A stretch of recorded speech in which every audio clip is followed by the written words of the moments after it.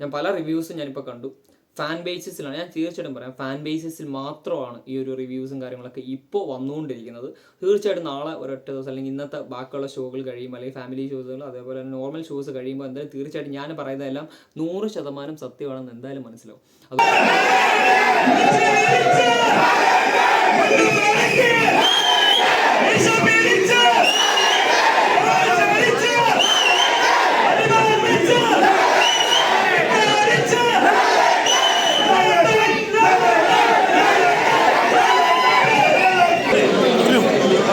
നമ്മളപ്പോൾ പടം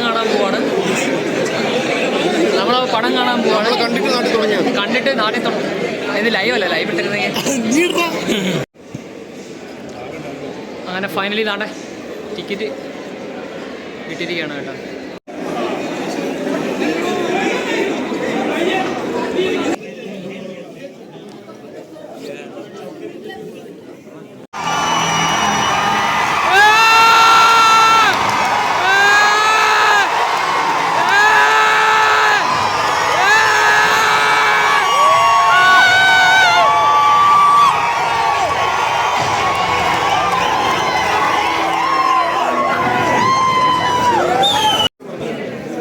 വെച്ചാനെ വല്ലാത്ത ക്ഷീണം. പടം കഴിഞ്ഞ് ഇറങ്ങി നടന്നു വരികയാണ്. ആദ്യത്തെ റിവ്യൂ ഞാൻ ചോദിക്കാൻ നിൽക്കത്തില്ല, വയ്യ. മാന്യസദസ്സിന് വിനീതമായ കൂപ്പുകൈ. അങ്ങനെ നമ്മുടെ എമ്പുരാൻ സിനിമ റിലീസായി. ഫസ്റ്റ് ഷോ കഴിഞ്ഞു. ഫസ്റ്റ് ഷോ അല്ല, ഫാൻ ഷോ കഴിഞ്ഞു. അപ്പോൾ ഇനിയിപ്പം നോർമലായിട്ടുള്ള വ്യൂവേഴ്സാണ് വരാൻ പോകുന്നത്. അതുകൊണ്ട് തന്നെ തീർച്ചയായിട്ടും ഞാൻ ഈ ഒരു വീഡിയോ പറയുന്ന കാര്യങ്ങൾ തീർച്ചയായിട്ടും സ്പോയിലേഴ്സ് ഉണ്ടെങ്കിൽ നിങ്ങൾ ഒരിക്കലും ഈ ഒരു വീഡിയോ കാണരുത് എന്ന് ഞാൻ പറയത്തുള്ളൂ. കാര്യം ഞാൻ പറയാൻ പോകുന്ന കാര്യങ്ങൾ ഒരു നോർമലായിട്ടൊരു വ്യൂവറാണ്, അല്ലെങ്കിൽ മോഹൻലാലിൻ്റെ കട്ട ആരാധകൻ സംസാരിക്കുന്ന പോലെ അല്ല ഞാൻ പറയാൻ പോകുന്നത്. നോർമലായിട്ടൊരു വ്യൂവർ അല്ലെങ്കിൽ ഒരു സിനിമ കാണുന്ന ഒരു വ്യക്തി എന്ന നിലയ്ക്ക് നോർമലായിട്ട് പറയുന്ന കുറച്ച് കാര്യങ്ങളാണ് ഈ ഒരു സിനിമയെക്കുറിച്ച് പറയാനുള്ളത്. ഞാനൊരു ന്യൂട്രലായിട്ട് നിൽക്കുന്നൊരു വ്യക്തിയായ എനിക്ക് നല്ല പടങ്ങൾ കണ്ടാൽ നല്ലത് എന്ന് പറയുന്നൊരു വ്യക്തിയും അതേപോലെ തന്നെ ചീത്ത പടങ്ങൾ കണ്ടാൽ കൊള്ളത്തില്ല എന്ന് പറയുന്ന വ്യക്തിയാണ് ഞാൻ. നേരെ പോകും. അപ്പം ഈ ഒരു പടം എന്നെ സംബന്ധിച്ചിടത്തോളം നല്ലൊരു പടം തന്നെയാണ് കേട്ടോ. ഫസ്റ്റ് ഹാഫ് ഒന്നും പറയാനില്ല, കിടിലം.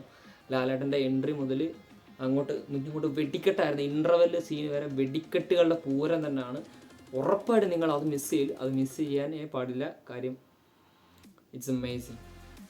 ഞാൻ വിചാരിച്ചു ഒരു സമയം ഞാൻ വിചാരിച്ചു ലൂസിഫറിനെക്കാട്ടി കടത്തി വെട്ടും എന്ന് വിചാരിച്ചെങ്കിലും അവസാന നിമിഷത്തേക്ക് ചില കാര്യങ്ങൾ കണ്ടപ്പോൾ എനിക്ക് വിചാരിച്ച ഒരു ഇച്ചിരി ബാക്ക്വേർഡ് അടിച്ചെങ്കിലും പടം ടോട്ടലി പറഞ്ഞാൽ പടം ഇറ്റ്സ് നൈസ്, കൊള്ളാം എന്ന് മാത്രമേ എനിക്ക് പറയാൻ പറ്റത്തുള്ളൂ. ആദ്യമായിട്ട് ഈ പടം കാണാൻ പോകുന്ന ആൾക്കാരോട് എനിക്ക് പറയാനുള്ളത് കൂടുതലൊന്നും എക്സ്പെക്റ്റ് ചെയ്യരുത്. കാര്യം ഈ പടത്തിന് ഈ കൊടുത്തേക്കുന്ന പൃഥ്വിരാജ് തുടങ്ങി മോഹൻലാൽ തുടങ്ങി അങ്ങനെ പല ഈ ഒരു സിനിമയുടെ അണിയറ പ്രവർത്തകർ കൊടുത്തിരിക്കുന്ന ഭയങ്കര ഒരു ഹൈപ്പ്, ആ ഹൈപ്പ് ഈ ഒരു പടത്തിന് ഇല്ല. കാര്യം നെഗറ്റീവ് അല്ല ഞാൻ പറയുന്നത്, അത്രയും വലിയൊരു ഹൈപ്പ് ഈ പടത്തിന് ഇല്ല. 1. 2, നമ്മൾ മലയാളികളാണ്. തീർച്ചയായിട്ടും മോഹൻലാലിനെ കണ്ടു കഴിഞ്ഞാൽ നമ്മൾ എന്തായാലും ആർമാദിക്കും. നിങ്ങൾക്ക് വേണ്ടത് എന്താണോ അത് എന്തായാലും ആ പടത്തിലുണ്ട്. തീർച്ചയായിട്ടും മോഹൻലാൽ ഫാൻസിന് എന്താണോ വേണ്ടത് അത് ആ പടത്തിലുണ്ടാകും, ഉറപ്പാണ്. മറ്റൊരു കാര്യം എനിക്ക് പറയാനുള്ളത്, മമ്മൂട്ടിക്കും അതേപോലെ അമീർ ഖാനും അതേപോലെ ബാക്കി ഒരു നായകന്മാരും ഈ ഒരു പടം കൊണ്ട് നോട്ട് ഹാർംഡ് എന്ന് മാത്രമേ എനിക്ക് പറയാനുള്ളൂ. Not harmed in this film. So അവർക്കൊന്നും ഒരു പ്രശ്നങ്ങളും എന്തായാലും ഈ സിനിമ കൊണ്ടുണ്ടായിട്ടില്ല, അതെനിക്കറിയാം. അതേപോലെ തന്നെ ഒരു ക്യാമിയോ റോളുണ്ട് ഇതിനകത്ത്. അതേപോലെ തന്നെ എന്താ പറയുന്ന പുറകിൽ ഡ്രാഗൺ അടിച്ചൊരു പടം റിലീസായത് കണ്ടില്ലായിരുന്ന ഒരു പോസ്റ്റർ. അത് ആരാന്നുള്ളത് എനിക്കിനി നിങ്ങൾ കാണുമ്പോൾ നിങ്ങൾക്കത് മനസ്സിലാവും. എന്തായാലും അത് റിയലി നിങ്ങൾ എക്സ്പെക്റ്റ് ചെയ്യാത്ത ഒരു വ്യക്തി തന്നെയാണ് തീർച്ചയായിട്ടും. അപ്പോൾ അതാരാണെന്ന് നിങ്ങൾ എന്തായാലും തിയേറ്ററിൽ പോയി കാണണം എന്ന് മാത്രമേ എനിക്ക് പറയാനുള്ളൂ. ഇനി പടത്തിൻ്റെ ബേസിലോട്ട് വരികയാണെങ്കിൽ ആ ഒരു ഫസ്റ്റ് പോർഷന് ശേഷം ആദ്യം തന്നെ നമ്മൾ വില്ലൻ്റെ എൻട്രിയാണ്. വില്ലൻ വരുന്നു, വില്ലൻ്റെ കാര്യങ്ങളാണ്. അപ്പോൾ നമുക്ക് ആ ഒരു ഏരിയ വളരെ നന്നായിട്ട് തന്നെ എടുത്തിട്ടുണ്ട് കേട്ടോ. ആ ഒരു ഭാഗം വളരെ നന്നായിട്ട് എടുത്തിട്ടുണ്ട്. നമുക്കത് ഫീൽ ചെയ്യാൻ പറ്റും. നമുക്ക് ആ ഒരു വിഷമമായാലും എന്തായാലും.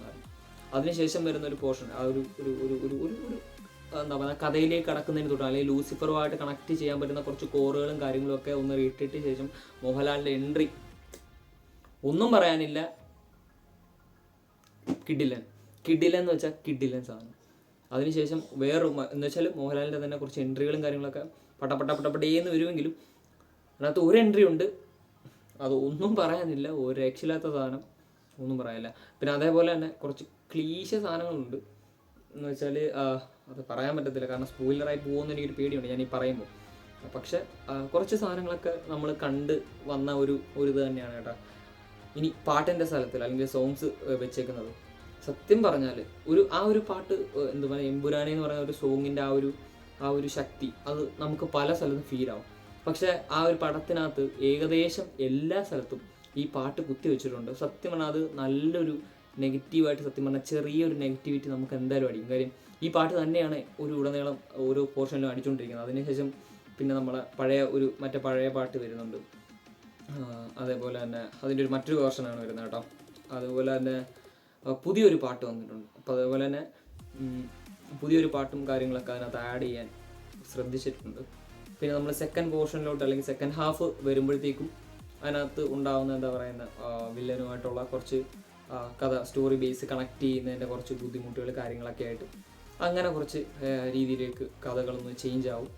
അതേപോലെ തന്നെ പൃഥ്വിരാജ് സുകുമാരൻ അതുപോലെ സെയ്ദ് മസൂദായിട്ട് വരുന്ന ഒരു കാഴ്ചയാണ്. ഇപ്പം പുള്ളിക്കാരൻ്റെ ഒരു ബാക്ക് സ്റ്റോറിയും കാര്യങ്ങളൊക്കെ ആയിട്ട് ഒരു മിക്സഡ് ടൈപ്പ് അല്ലെങ്കിൽ ഒരു മിക്സഡ് വികാരമായിരിക്കും എന്തായാലും ഈ ഒരു പടം കണ്ട് ഇറങ്ങുന്നവർക്ക് വരുന്നത്. കാര്യം പലർക്കും പല അഭിപ്രായം തന്നെയായിരിക്കും വരുന്നത്. എപ്പോഴും എന്തായാലും ഞാൻ ഒരു ഉദാഹരണം പറഞ്ഞു കഴിഞ്ഞാൽ എൻ്റെ ലെവലിൽ അല്ലെങ്കിൽ ഞാൻ എൻ്റെ ഒരു വ്യൂ വെച്ച് KGF എപ്പോഴും 1-ാം നമ്പർ തന്നെയാണ്. ഇപ്പോഴും KGF എന്ന് പറയുന്ന ഫിലിം 1-ാം നമ്പറിൽ തന്നെ കിടക്കുന്ന ഒരു ഫിലിമാണ്. കാര്യം ആ ഒരു ഫിലിമിൻ്റെ അത്രയും എനർജറ്റിക്കിലോട്ട് എത്തും എന്ന് ഞാൻ പ്രതീക്ഷിച്ചു. ഒരു നിമിഷം കഴിഞ്ഞപ്പോൾ വരെ ഞാൻ പ്രതീക്ഷിച്ചു. ആ ഇൻ്റർവെല്ലിൽ മുന്നേ വരെ ഞാൻ ആ ഒരു ലെവലിലേക്ക് എത്തുമെന്ന് പ്രതീക്ഷിച്ചെങ്കിലും അതിനുശേഷം എന്തൊക്കെയോ സംഭവിച്ചു എന്ന് തന്നെ പറയാം. കാര്യം ആ ഒരു സിനിമയിലെ അവസാനത്തെ ഒരു പോർഷൻ, ലാസ്റ്റ് പോർഷൻ കഥയിലെ ഒരു ബെസ്റ്റ് കോർ ആവണം, അല്ലെങ്കിൽ ആ ഒരു L3 എന്ന് പറയുന്ന ഒരു പടം നമ്മൾ കാണണോ എന്തായാലും ആകാംക്ഷയായിട്ട് നമുക്ക് അടുത്തൊരു വെയിറ്റിംഗ് എന്ന് പറയുന്ന ആ ഒരു മൂഡിലോട്ട് എത്താൻ വേണ്ടിയിട്ട് നമുക്ക് എന്തായാലും ഒരു കോറ് വേണം. പക്ഷെ ആ ഒരു കോറിലോട്ട് എത്തിക്കാൻ പൃഥ്വിരാജ് സുകുമാരന് കഴിഞ്ഞോ എന്നെനിക്ക് ചെറിയൊരു സംശയമുണ്ട്. അതേപോലെ മോഹൻലാലിൻ്റെ അഭിനയം വെച്ചാണെങ്കിൽ നമ്മൾ കാര്യങ്ങൾ പറയുകയാണെങ്കിൽ എല്ലാവരും നന്നായിട്ട് അഭിനയിച്ചു. അതേപോലെ വില്ലൻ നന്നായിട്ട് അഭിനയിച്ചു. ആ ഒരു അഭിനയത്തിൻ്റെ സെക്ഷനിൽ ഒന്നും പറയാനില്ല, എല്ലാവരും അവരവരുടെ പോർഷൻസ് പക്കയായിട്ട് ചെയ്തിട്ടുണ്ട്. അതേപോലെ തന്നെ മെയിനായിട്ട് പറയാനായിട്ട് മഞ്ജു വാര്യർ അമേസിങ്. കാര്യം മഞ്ജു വാര്യരുടെ പോർഷൻ എന്നൊക്കെ പറഞ്ഞു കഴിഞ്ഞാൽ പുള്ളിക്കാരത്തി ജീവിക്കുന്ന പോലെ തന്നെ ഫീൽ ആയത്. കാര്യം പുള്ളിക്കാരത്തിയുടേതായ ആ ഒരു കഥ ശൈലിയിൽ പുള്ളിക്കാരത്തി പക്കയായിരുന്നു. അതേപോലെ ബാക്കിയുള്ളവർക്കൊക്കെ ചെറിയ ചെറിയ റോളുകൾ വന്നെങ്കിലും അതിൻ്റെ ഇടയ്ക്ക് ചെറിയ തമാശകളും കാര്യങ്ങളൊക്കെ ഇൻക്ലൂഡ് ചെയ്യാനും കാര്യങ്ങൾ ഇച്ചിരി ഡബിൾ മീനിങ്ങിലൊക്കെ ആണെങ്കിലും അതും ഇൻക്ലൂഡ് ചെയ്തിട്ടുണ്ട്. ഡബിൾ മീനിങ് എന്ന് വെച്ചാൽ നോർമലായിട്ട് പറയുന്ന നമ്മുടെ നോർമൽ ഭാഷ. ഏകദേശം കൊല്ലംകാരൊക്കെ ഈ വീഡിയോ കണ്ടു കഴിഞ്ഞാൽ ചിലപ്പോൾ റിലേറ്റ് ആവാൻ പറ്റും. നമ്മളവിടെയൊക്കെ നോർമലി യൂസ് ചെയ്യുന്ന വാക്കുകളൊക്കെ തന്നെയാണ് കേട്ടോ. അങ്ങനെ കുറച്ച് കാര്യങ്ങളൊക്കെ ആയിട്ട് ഈ ഒരു പടം മുന്നോട്ട് പോകുന്നു എന്നല്ലാതെ ഈ പടത്തിനകത്തൊരു ഓവറോൾ പെർഫോമൻസിൽ ഒരു 10-ൽ 7 അല്ലെങ്കിൽ 7.5 ആ ഒരു റേഞ്ചിൽ മാത്രമേ എനിക്ക് ഈ പടത്തിന് വിലയിരുത്താൻ പറ്റൂ. ആസ് ഓഫ് ഇപ്പം ഞാൻ KGFന് 10-ൽ 9.5 കൊടുത്താൽ ഞാൻ ഈ ഒരു പടത്തിന് ഒരു 7.5 റേറ്റിംഗ് മാത്രമേ കൊടുക്കത്തുള്ളൂ. അതുകൊണ്ട് ഫാൻസ് ഈ ഒരു വീഡിയോ കാണുകയാണെങ്കിൽ തീർച്ചയായിട്ടും നിങ്ങളുടെ അഭിപ്രായങ്ങൾ എന്തായാലും താഴെ കമൻറ്റ് ചെയ്യുക. അതുപോലെ വീഡിയോ ഇഷ്ടപ്പെട്ട് കഴിഞ്ഞാൽ തീർച്ചയായിട്ടും ഒന്ന് ലൈക്ക് അടിക്കാനും മറക്കരുത്. എമ്പുരാൻ